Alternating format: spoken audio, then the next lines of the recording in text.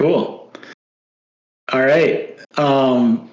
Yeah, so we have a lot to talk about today. And Sean, you don't even skate. That's true, actually. Not anymore. I'm too old. Got 2 kids now. Yeah, so just personally, I moved and had my second child this past month. And also, we've been building all kinds of crazy features, and everybody's all crazy around here, but things are very good. And we have a lot to show today. Thank you. Yeah, his name is Johnny, and he will skateboard more than me.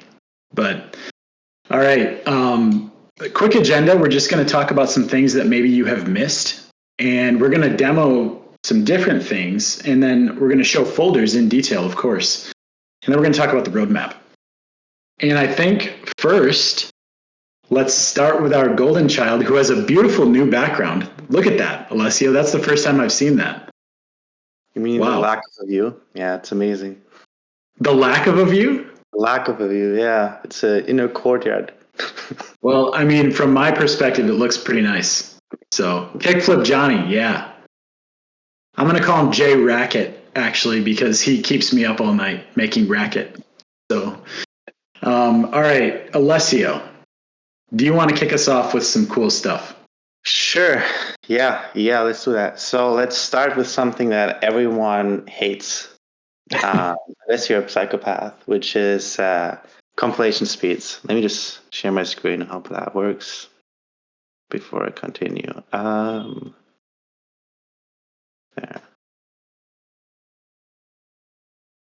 All right. Can you see? Oh, not that.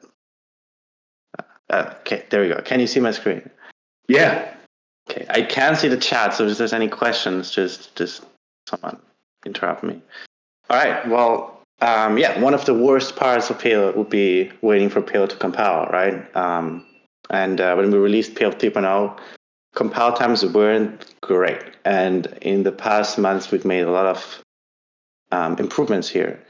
So I got 3 projects open right here, and all of them are the blank template because we want to demo the compilation speed improvements for this payload, and demo has blank has the least amount of user code, right? We don't want to demo Paul's front-end code.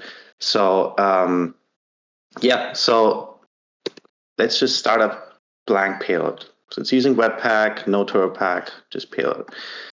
And let's wait.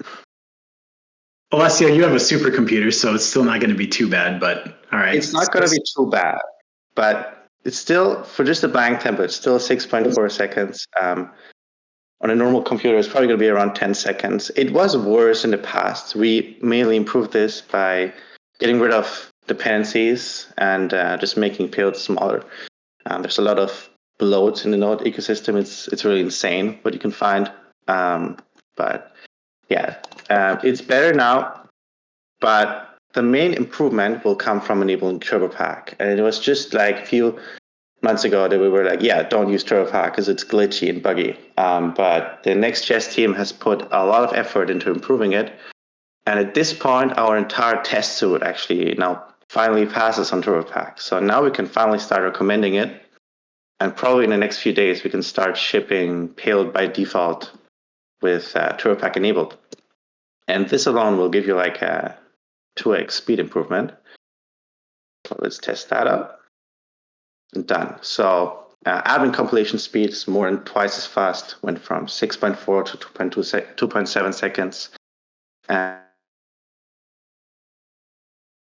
Did we lose him? Too much bundling. He didn't even get to the cool part yet. Broke the stream. TurboPack just crashed his entire computer. He didn't even show the cool part yet. So we'll have to wait for him to get back and show that. By default, Next bundles both. Yeah. You cut out for a minute, but you're back now. All right. Yeah, so I don't know where to stop, but yeah, the easiest way to improve compilation speed is to not do it. So by default, Next.js bundles client and server code, right? So client 2.7 seconds, server 1.4 seconds. And we found out that we can simply not bundle certain server dependencies during development. Like we ship JS files, just input them. You don't need to bundle them. So we introduced this new flag in your Next.js config called dev bundle server packages. I recommend everyone to just set that to false. That's how you enable this optimization. And this will essentially skip bundling a lot of stuff that really doesn't need to be bundled during development. And it's going to give a nice speed improvement. Test that out. There we go. It's already done.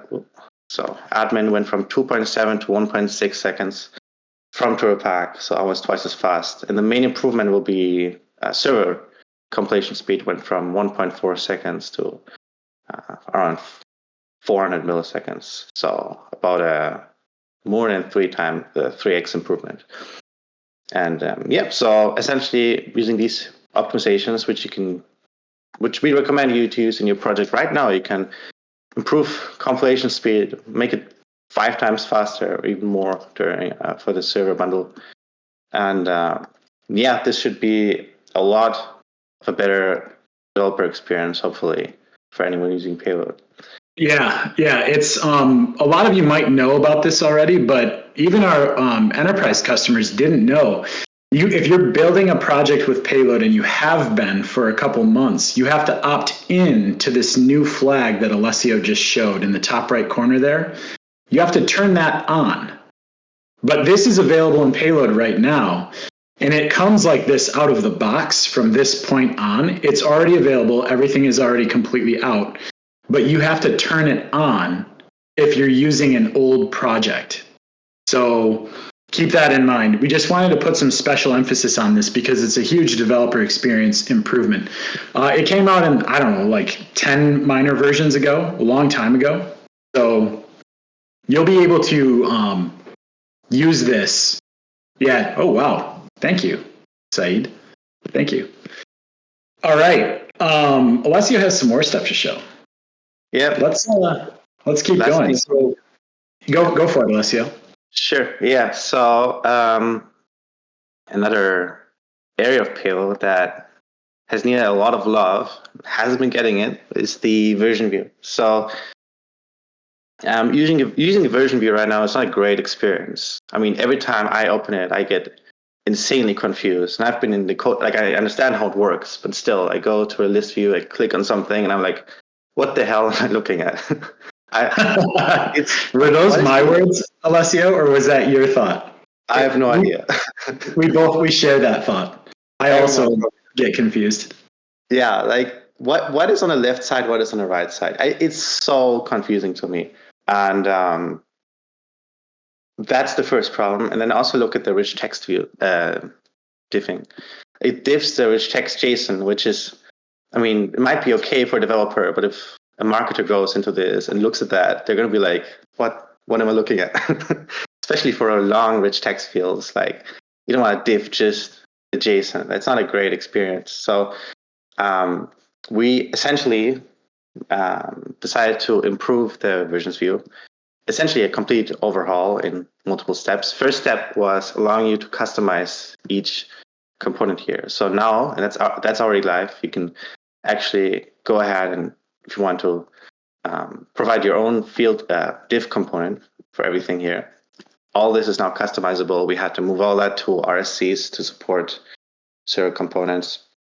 So that was the first step. Second step was RichText. This is just diffing a JSON with React Div Viewer, and we had to essentially mostly write our own div component to diff the rendered HTML. And this is what it looks like. So it actually renders this JSON here into what you would see in your actual front end or in your editor, and inserts these div highlights in there. And yeah, pretty much way better for anyone, especially non-developers. This should be a much better experience comparing versions of RichText data. And let me talk a little bit about what you had to do to get this to happen.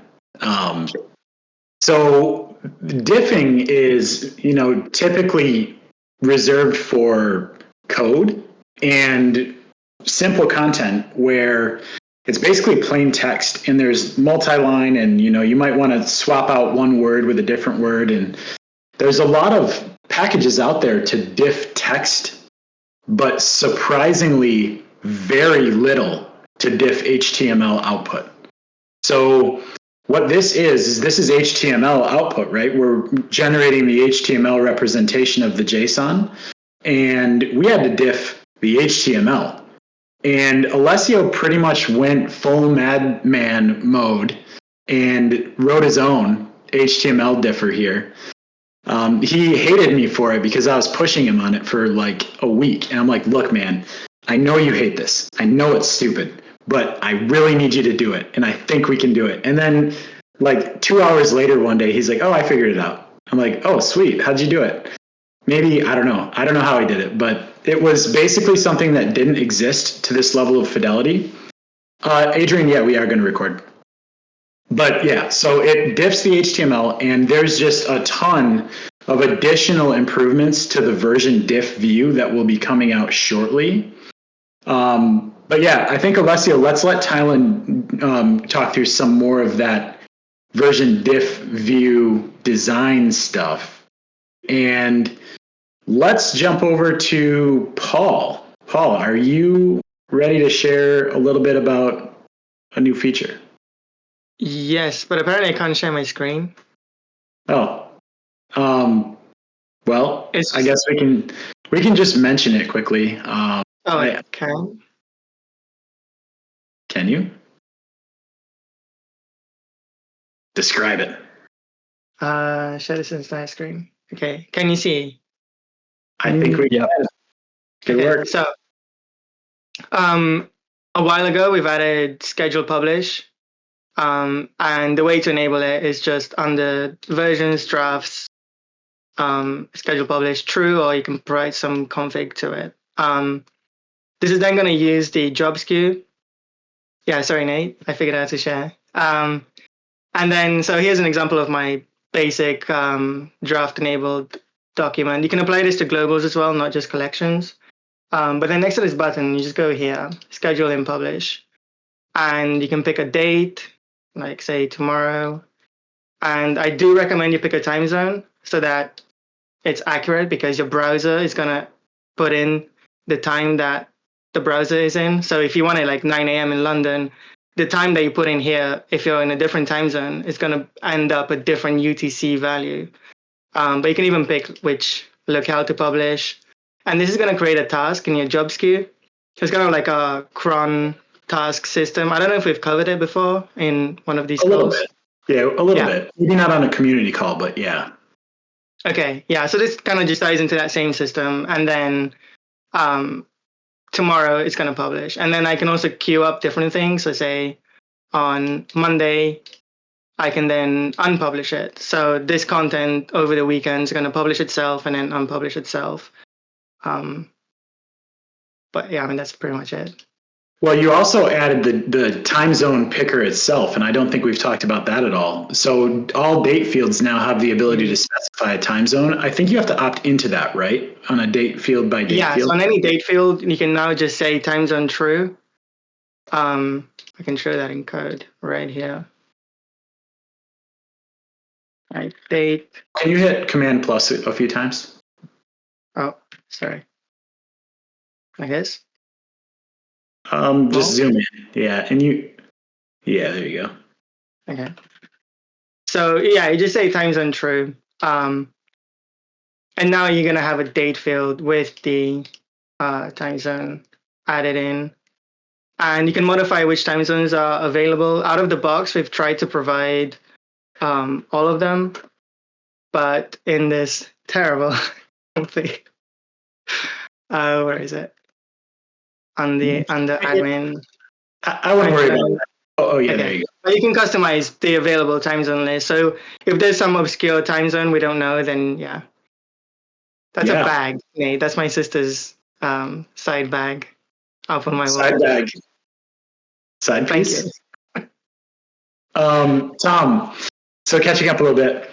Tom, I think you're going to like what we're going to show next, because like changed, draft, published, all that stuff, that entire top bar. We're going to talk about that next, actually. So we should be zooming in, by the way, the next couple presenters. But with that, I think let's go to Tylen. Would you like to share your screen? Yeah. 1 second. Let me mute my AirPods. See, so I'm not the only one with headphone issues. I don't have issues. Tylen, it's still a black screen. I think. There we go. Okay. Now we can see it. Okay, you can see it? All right. So, like I was saying, with the addition of folder view, there's going to be some new components in this meta bar. And one of the challenges we have right now is there's a ton of text showing like updated at, created at. And so we are working on changing that. And I'll make an RFC for this either today or tomorrow, and we can get some feedback on the design intent. But I'll just show you where we're at with it right now. So first, this is the new component. This is going to be how you see what folder you're in and also change that. For autosave, we're going to have that be the only thing here. So as it's saving, you'll get this little loading indicator, and then once it's updated, a little check mark that says updated with that timestamp. And that'll be if you have autosave or not, that'll show up there. Another thing we're adding is this new status indicator. So this would either say published, draft, or if you've made new changes to a draft, but you have an older published version, it will say change since published. And then if you have scheduled publish enabled, like Paul was just showing, you'll get this little indicator here to show that you've got things queued up. And then if you hit this drop down, you can see what is the up next event and also unpublish. This would also have like revert to published version if you are changed since publish and things like that. We'll also be adding some of that meta data that was normally here into the kebab menu to save space. So you'll get your created at thing and your updated timestamps in this little drop down.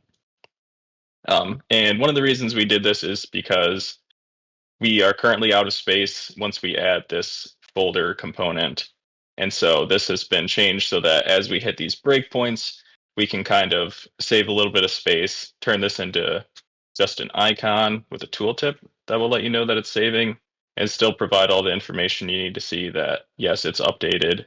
You can still see this preview at this tiny breakpoint before we switch to like mobile and tablet would end up in this dropdown. So that is some of the changes coming to the meta bar. Like I said, we'll open an RFC so you guys can leave some comments on what you think about it. And then if there's no questions, I can move on to the modular dashboards. So this one already has an RFC. If you go to our discussions, it should be pinned at the top. If not, just search for RFC modular dashboards. And this is something we're going to probably start development on pretty soon, but we've got a nice little video here. Can you still see the video? Yeah. Okay. This kind of walks through a new idea we have where you'll be able to not only bring in components like right now you can do before dashboard, but this provides a way to completely like change your dashboard, save different layouts depending on who's using it, and this would be saved to your preferences.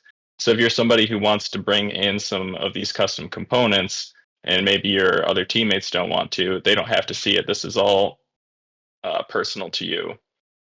And kind of the way we're thinking about it is introducing just a array of components that you can pass to like components dashboard, and that will open up the ability to have a bunch of different kinds of components. And then we also want to provide like the ability to rearrange them, provide different sizing, and yeah, just a nice way to be able to create more usable dashboards, because right now just these little tiles for collections and globals is not super useful, and we want to make the dashboard as useful as we can.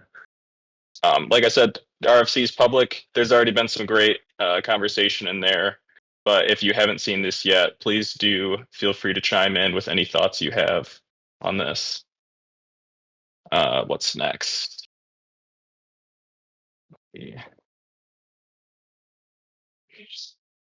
And then diff view.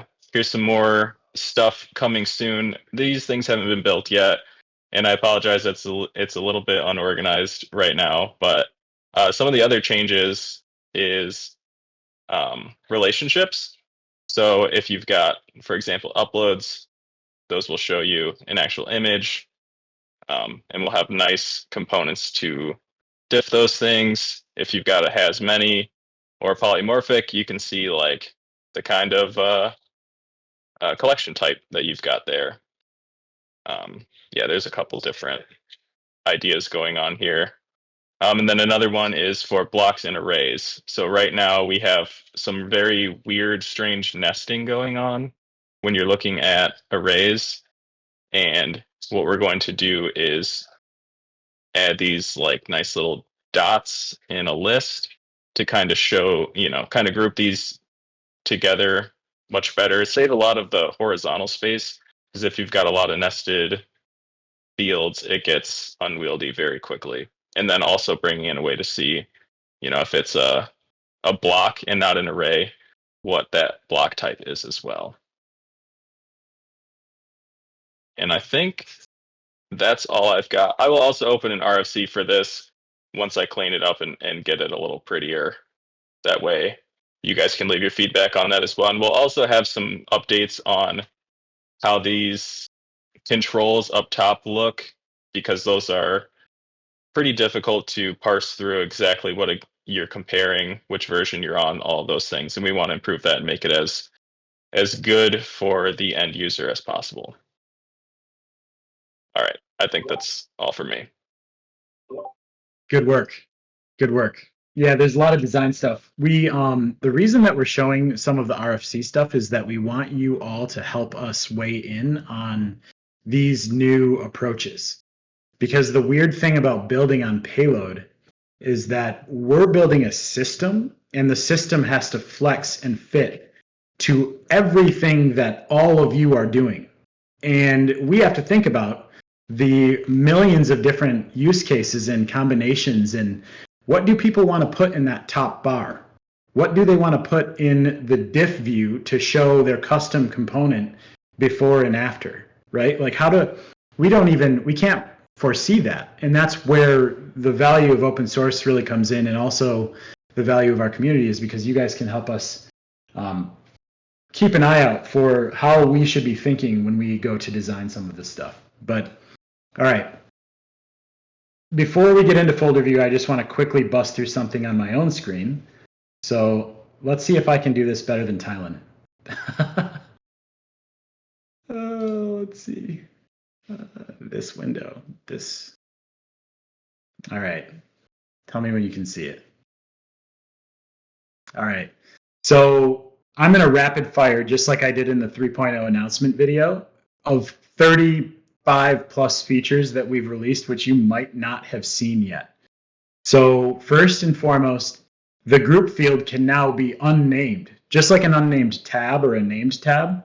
You can now unname group fields, which means that they won't be nested inside of the config or inside of the JSON. They'll all be top level. So really easy. You probably already all know what this is. It's a good feature. Ask for it a lot. So the other thing, outside of compilation improvements, we've significantly improved performance. And there is a dark horse performance improvement, which we didn't really announce too much. This is going to become the default in 4.0. But you can now register your blocks all at the top level to deduplicate them through the config. What we saw was that a lot of our big customers were like reusing their blocks in like 50 different places. So if you have 30 blocks and then you use them in 30 places, that's 900 blocks. But rather than that, you can just flatten and register them all at the top level. so that your config only has 30 blocks instead of 900. And that turns out to make a pretty big improvement for performance. We've been working on this a lot. Payload is getting faster, faster, faster, faster. It's pretty incredible how much the team has been able to take the performance forward, but we're not done yet. Form state has been heavily optimized. Less re-renders, less payload size from the server to the client, no pun intended. 206 features since 3.0. Username and email login, so you can use your gamer tag now if you want, nerds. There's a brand new feature that Herman has built at Payload, which uses faceted indexing, which is crazy. I don't even know if I said that right, but very beautiful solution. You can now drag in fractional. Yeah, thank you. Fractional. Yes. But you can drag and drop not only joins, but also collections. So right on the collection list view, you can drag and drop documents and they'll have a specified order now, which is very, very cool. We didn't even really announce this one too much, but if you didn't know, this is a huge, huge feature. You can now drag and drop order inside of your list view. Virtual relationship fields. So imagine you have like an order that is related to a user and you want to put the user's email directly on top of the document. You can now surface fields from a relationship on the top level document with a virtual field, and you can also query, sort everything with those fields from those relationships. So basically you're like lifting up data from a relationship and putting it on the top level document. Very cool, very important feature. It was built by Sasha Ritsu, as all of you know him. You can now export to CSV or JSON with the import-export plugin. We have a ton of new component slots, like before the document buttons. A lot of different, like the version diff component is a new slot. There's just a ton of new component slots. The relationship, this was a community PR. The relationship now has alternate appearance. So rather than clicking into a relationship dropdown and seeing 3,000 different things that you need to search through to find the right relation, you can open up a drawer and select your documents from the drawer using the full power of the filters and everything that comes with the list view. So that's pretty cool. That was a community PR. Jake took that across the finish line. Is it stuck? I'm on auth server functions right now. Okay. Okay, so Next.js server functions. We found out that it was kind of difficult where if you wanted to go from a server function only approach in a Next.js app and use the Payload local API, our documentation was lacking and we didn't have good examples for some things. Like a server function is great, the local API works great there, but if you want to do login or refresh token or log out, those were a little bit more difficult. So now we have full server functions for all of those operations. You can now query on join fields. You can schedule, publish, talked about that one. RichText diffing. Job queue, you can set the processing order now. You have more control over which order the jobs are processed. Query presets we were going to demo. We're going to have to get back to this, but query presets is a new feature built right into Payload, no plugin necessary, that allows you to save predefined filters and views. So if you think about like, oh, job visualization is coming actually, Sean. That's coming soon. But if you wanted to say like, show me all orders that had this t-shirt, then you can save that filter and then quickly apply it.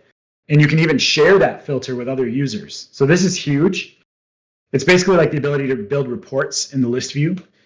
The conditional tabs that have been merged and released. Compilation performance. Lexical converters have been fully overhauled.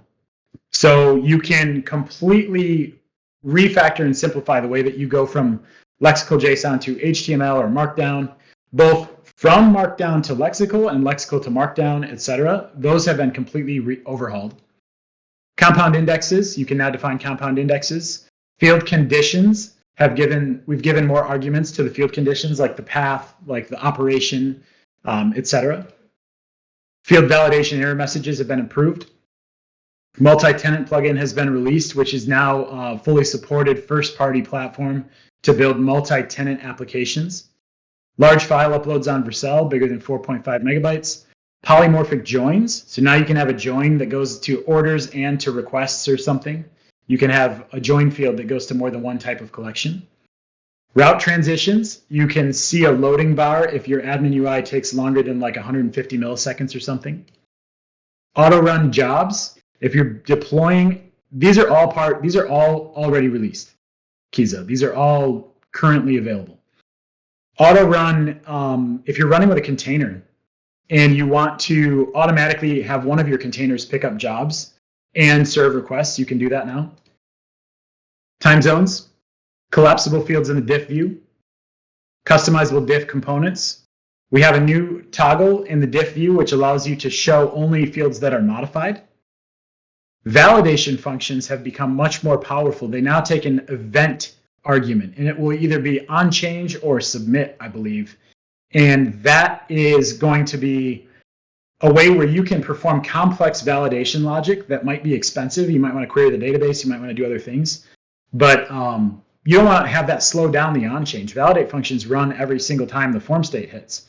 So you can see what event was causing the validate function and then only run the expensive stuff when the form submits, which is cool. We've also completely decoupled our REST API from Next.js route handlers. Now they are literally route handlers that stand on their own from any framework, and you can use them with other frameworks. So that's pretty cool. Rec.payload.create has been significantly improved performance-wise to reduce the impact on compilation time. So that should be improved. Make sure that you watch the first part of this video where we talked about the compilation improvements to make sure that you do all of those things. Generated types now have JS docs support, which uses admin.description for fields. You can now generate drizzle schemas and have fully typed drizzle APIs inside of payload with a single command. You can copy locale to locale. There's a new feature that we just merged yesterday, which is, I think it was a community PR, wasn't it? No, Herman built this, right? Alessio? That was Herman. Yeah. Yeah, so there's a text state feature now in Lexical, which is really cool. You can create very easy text styles. Pre-signed URLs for files. And that's it. Well, that's not it. There's 200 other ones, but I'm not going to go through all those today. So let's talk about folders, shall we? I think that's what you all came here for. So let's do it. And Jared, let me pass it over to you. Let's see if I can do this. What? And while you do that, I'm going to set the pace here for a little bit. This feature is probably the biggest feature we've ever added to Payload besides database adapters. And it touches everything across Payload. And we wanted to build it right. And folders are tricky. I mean, before we even talk about the architecture, are we going to build tags or are we going to build folders? Tags and folders are different. If you want to go on a tag-based approach, you can have a file exist in more than one place. But if you want to go the true folder approach, like your OS on your computer or Google Drive, then a given document only has one folder. And those two approaches are significantly different in architecture. And we really, really thought through this. And we decided that, well, we already have tags. Tags is just a component. It's just a field. It's a relationship field. But folders are a new primitive that we need to build and provide so that people can organize folders, which would then allow you to generate prefixes for S3. So if you wanted to store things in prefixes, you can put them into separate folders. And if you want to do that, then we need to know, okay, there's only one prefix for this media file, right? Also breadcrumbs. If you want to get rid of the nested docs plugin and you want to use breadcrumbs instead, based on folders, then we need to have only one parent folder location. So this is a new primitive for Payload. It has effects on the database architecture. It doesn't require any breaking changes, but it also affects the admin panel deeply. So what we heard from our users is that they wanted a media library. A lot of CMSs have folders, but they're really just for media, right? And we hate that. We think that's insane. But we didn't want to compromise on the ability to go to media and see folders, right? So we need to do that. So what, Jared, you want to take over, Jared, and go through this a bit? Yeah, sure. I'm zoomed in, so it looks a little weird to me. Been looking at this screen for a very long time. But a lot of people, I think there's two kinds of use cases. James maybe touched on these, like people that want to group media, like that's a really like heavy use case. A lot of people ask for that. But then like, what if you want to group things that are related to each other? So like you might group images with posts or pages or whatever. So this feature allows you to be able to do both of those. So I can just kind of walk through. I have like a very simple example. There's not a lot of data in any of these collections. I have a seed script that loaded up some images just so we can kind of go through this. It created two folders. You can, so like if I click into this one, it shows this kind of view. You can like, you know, delete folders. Drinking. Yeah, we drinking. You like my image choices? There's good ones actually in here. You can add more folders, things like that. So like nested folder. And then I have another one. So this is the empty state. That you would see this when you boot this up for the first time because you won't have any folders. And I just want to show you guys some cool stuff first because I think these are silly. Sarah made these and I think they're great. Hey, Jared, can you click on the one grave, many flowers? We need to explain that. This one? Yeah, I gotta go to the new. All right, so this is something that the payload team does. Like everybody says rip or like, oh, that sucks. But we have a strict rule. Whoever gets the gravestone, there can only ever be one grave, but there has to be many flowers on the grave. So this is one grave, many flowers, kind of an inside joke. These are. Yeah, Herman, now you're up to speed. Welcome. You've been at Payload for what, 4 months, 5 months, 6 months? Oh, get them, boys. Let's see. Yep, there we go. Yep. So yep. Oh my god.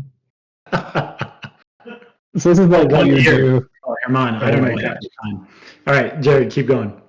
Wow, that's a lot. Yeah, 1 year. Holy cow. That's crazy. So this is like a very basic example, but I could see people definitely using this.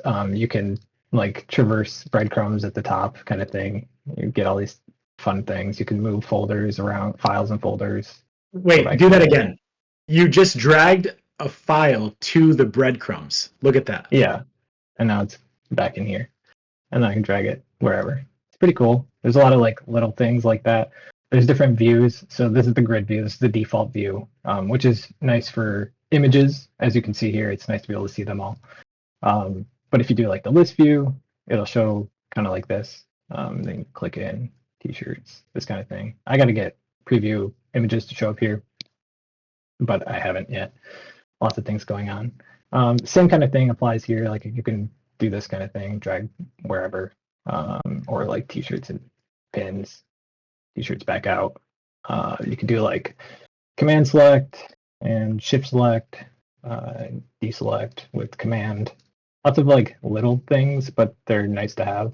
We don't have drag yet, which I do want to build, but I haven't. It's kind of like not everything, but that's a lot of like the little things. You could do like bulk edit, so you can like still do this kind of stuff, and you can like move them all to a new folder if you would like to. Yeah, there's like, I don't know. Oh, and this is the new tab structure. So this is, if you want to get back to the list view, this is how you do that. And then the other tab is if you want to view by folder in this collection. Yeah, I'm trying to think. So I guess I could go to one of these documents. So we have this, like Tylen showed, we have this new pill. This is like a way to like move from a document to another folder or add more folders, nested kind of thing. And then you can like select and move it. I don't really want to move my grave to pins, so I'm not going to. Yeah, I think that's a lot of like the functionality. Oh, and the pills are here too. So if you're looking at this is the list view, so not the folder view. You can do the same kind of thing. If you want to just like quickly move one, you can do that. Same kind of like select folder and move. Yeah. Jared, let me jump in. There's a lot of questions about the API and how this works. In graphs. I can't see the chat. Oh, good. Go for Oh, good. I'll catch up. So the beautiful thing about Payload is that we have all of these like patterns already, like access control and localization and hooks and validate. And payload folders are just a new collection. They're just a new payload collection that's hidden from the sidebar. But that means that you can add hooks and access control and logic and everything exactly how you can do throughout the rest of Payload. So if you want to have all posts with this tag automatically be assigned to this folder, you can do that as you already know how to just by writing a hook that says, hey, if this post has this tag, put it in this folder. And you can automate and you can create validation functions to say this folder should only store MP4s. And this folder should only be accessible to those that have this role. All of this stuff that has like payload-wide application also applies to folders. It is literally just a collection. And then there's a field on each document that says, which folder am I in? It's a relationship field. Just like the relationship fields that you can write. It's all collections. Yes. So like when I built this demo. Can you zoom in a bit, Jared? Yeah. You can programmatically create folders. Yes. Yeah, right. I'm going to show that because it's kind of interesting. So when I built this Can you zoom in like 5 times? More? Oh yeah. There you go. Yep. Okay. So when I built this demo, I didn't want to like have to click and add all these folders and then like it go away or whatever. So literally this is how you can, okay, so I have a helper function, but I created a folder. I can go to the function. It's just payload.create. The collection name is payload folders. You can change that in the config if you wanted to. And then, yeah, you just pass the data. So like a folder has a name and then it can have like a folder, which would be like a parent folder. So if you want it to be nested inside of a folder, you just add folder in the ID of the folder and then a name for the folder. And that's really it. It is just payload in that sense. I don't need to go any further there, but I figured it might be nice to see. And then maybe we could go to browse by folder quickly. Yep. Let me prime that conversation too real quick, Jared, before you show that. Yeah. So far, we just went to media. Can you go back to media quickly? Like if you go to media and you go to by folder, bam, you're going to be browsing media by folder. But one thing that we did not want to compromise on is that like Google Drive, you can go to Google Docs and see only your documents in a given folder structure. But you should also be able to put other document types in the same folder. So we have not only the collection specific folders, but we also have a way to globally navigate your folders and see all documents of many types across any given folder. And they are the same folder. So the UX was pretty tricky here to get right. And we want your feedback on this. But you can put, yes, you can list all folders like before, but also get the structure. Yes. Folders can have permissions. And the thing that we wanted to do is imagine that you have like a CMS that's usable for different things. Like you might have a knowledge base and then you might have a website.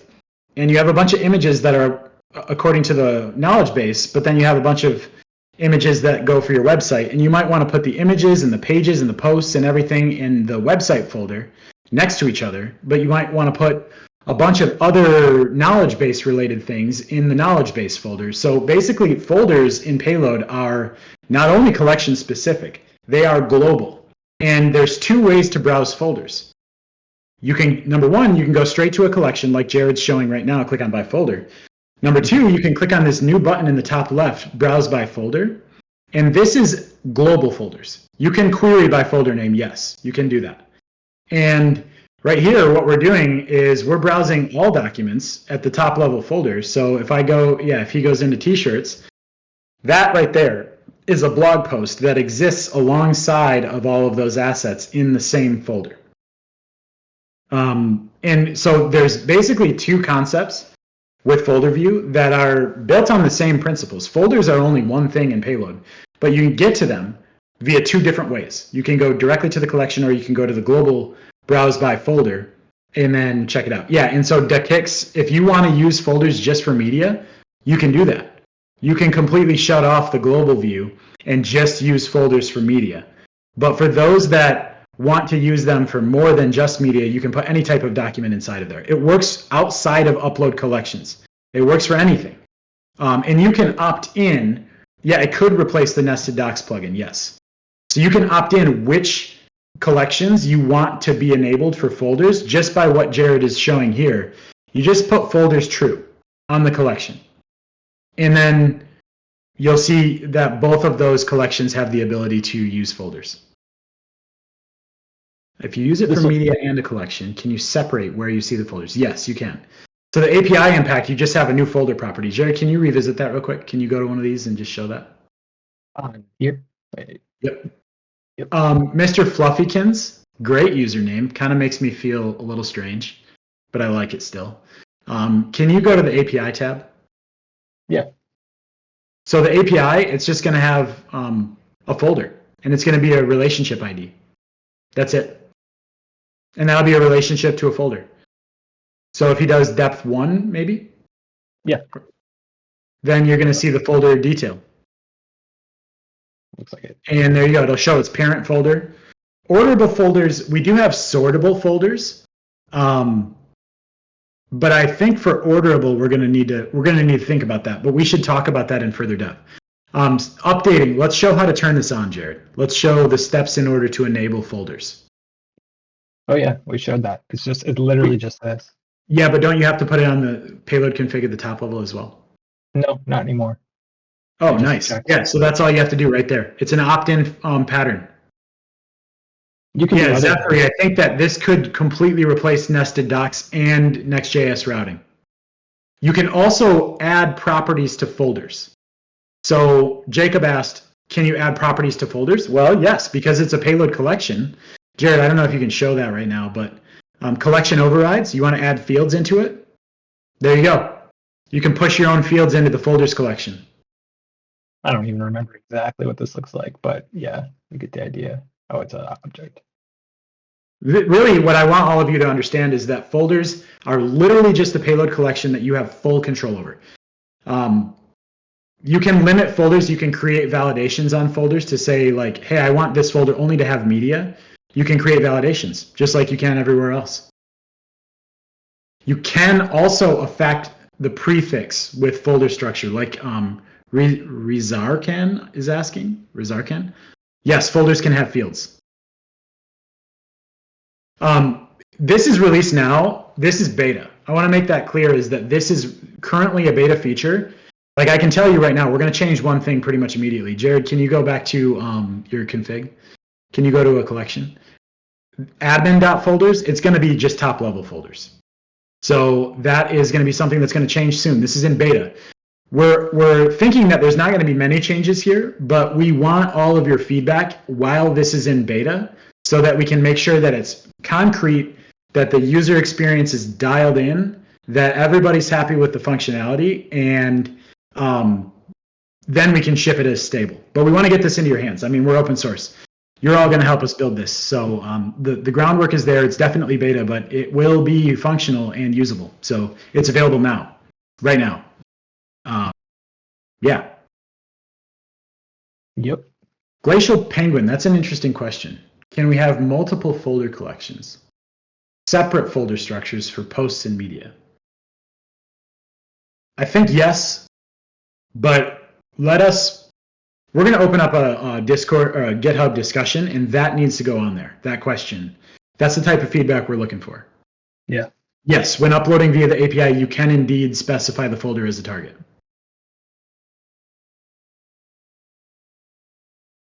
Yep. Whew. All right, what did we miss? I mean, we didn't get to really talk about query presets, which sucks.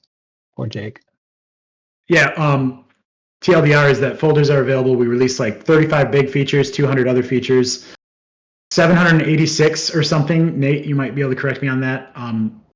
lots of bug fixes since 3.0. We've been a little quiet. We've been very busy, and yeah. So yeah, it's basically like we designed it after an OS, like Google Drive or like on your own computer, folder view. But yeah. So it's available now. All this is available now. Let's talk about what's coming next, and then we can all let you get back to your day. So Jared, I can share my screen and take over for a minute. Let's see. All right. This is not a comprehensive roadmap. This is just some of the big stuff. But let me know when you can see. Oh, real time. Yeah, that's on this list. Real time's coming soon. So the first thing that's almost done actually is the improvements to the diff view for versions. Paul has the e-commerce plugin very close to being finished, which is very exciting because it now supports more than one payment method. It is much more robust and it's centralized into a plugin rather than just Payload having a separate template. Like it's actually an encapsulated plugin that's very customizable. So much better. The plugin is almost done. And LB, are you asking about a REST API SDK? That, yes. So Sasha Ritsu has that pretty much done. And we want to make sure that it's going to be applicable for the real-time API as well. So as Zephyr is asking, real-time API is high up on our list, and that is going to have SDK ramifications. So we don't want to rush to the SDK. But the typed REST API, real-time true, absolutely. That is on this roadmap right here. Oh, emotions. Is that on GitHub anywhere? Or maybe my team, we can just keep an eye on that. Unpublishing a specific locale. That is something that we should definitely be able to add quickly. Okay. Modular dashboard, talked about that. We do export right now. We're going to import. Website template is going to continue to be optimized and overhauled. Got another video coming out. I hope I can film that maybe tomorrow. Probably not. Maybe next week. Documentation is going to be a huge focus of ours. Sean is going to pretty much go heads down on docs, guides, tutorials, etc. for the foreseeable future, and we will protect him and cherish him. Caching, going to need that. Key value store, KV store. For multiplayer, for real time, we need a KV store, and that is going to be an opt-in pattern to support an additional database that's faster, made for KV type things.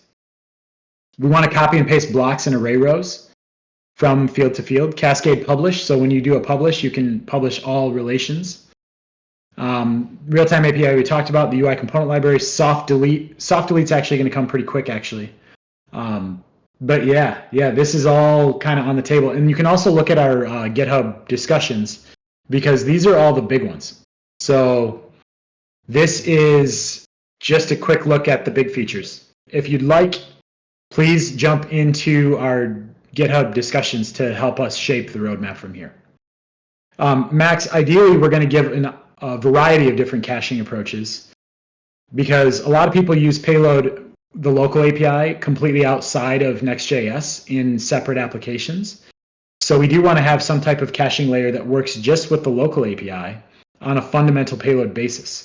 Soft delete is basically like the trash. So, Cloudflare, yeah. Some of the Cloudflare maintainers actually have helped us get very close to Cloudflare support. Ask Sasha about that, Ritsu. He has more information there. Yeah, there were some PRs recently.